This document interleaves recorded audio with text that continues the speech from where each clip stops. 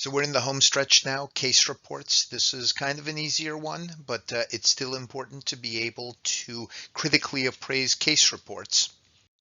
So what is a case report? Case report or a case series is essentially to bring new ideas to broader attention of the medical community for critical appraisal. A new presentation of a recognized illness, a new diagnostic method, a new therapeutic option, or an entirely new disease. Famous case series is, of course, this case series, Pneumocystis carni, now named Pneumocystis cerevisiae, in 5 young gay men. Now we know it's HIV virus, which these young men were presenting with AIDS, and this was the first recognition of it. Uh, Nowadays, new illnesses may not be brought to our attention by peer-reviewed journals, but instead by social media. And that doesn't mean it's not valid, but you just have to be careful. It's not peer-reviewed. Um, so what isn't a case report? A case report is not science.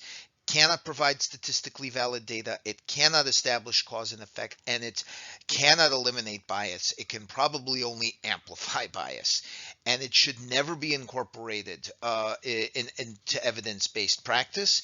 It's just something to like, oh, that's interesting, and maybe keep your ears perked for similar presentations in your practice. It's the levels of evidence are shown here, and it is not even level 3 evidence. So a case report is broken up into a few sections. So the background, in order to write a case report, the first thing you should do is go to several authoritative sources, textbooks, review articles, and kind of assemble a background of uh, the current state of the art on this disease.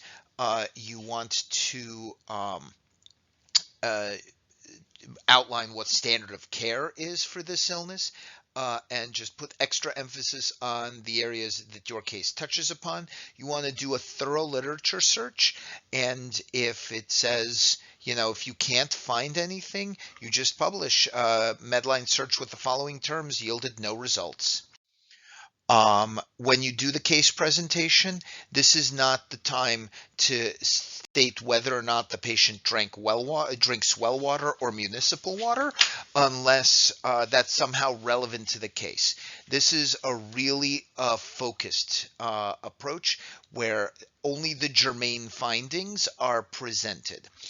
Uh, and a brief outline of their course. Definitely do not get into their bout of in-hospital constipation unless that's also somehow relevant. When you get to the discussion section, you want to touch upon the pathophysiology.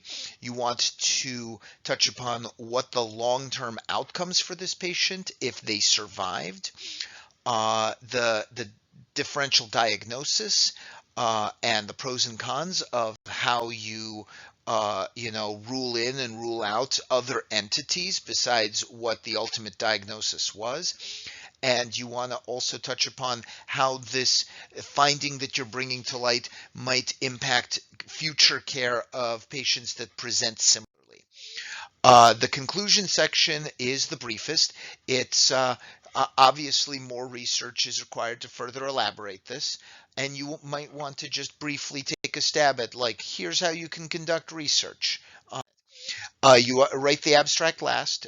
You briefly, summate what happened, and you want to really focus the interesting thing, the thing that you want other physicians to learn about this. And don't forget the pictures.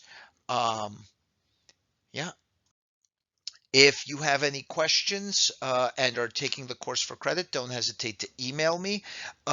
If you're not taking the course for credit, by all means, leave a comment in the comments section. And if you are taking the course for credit, please don't forget to take the quiz.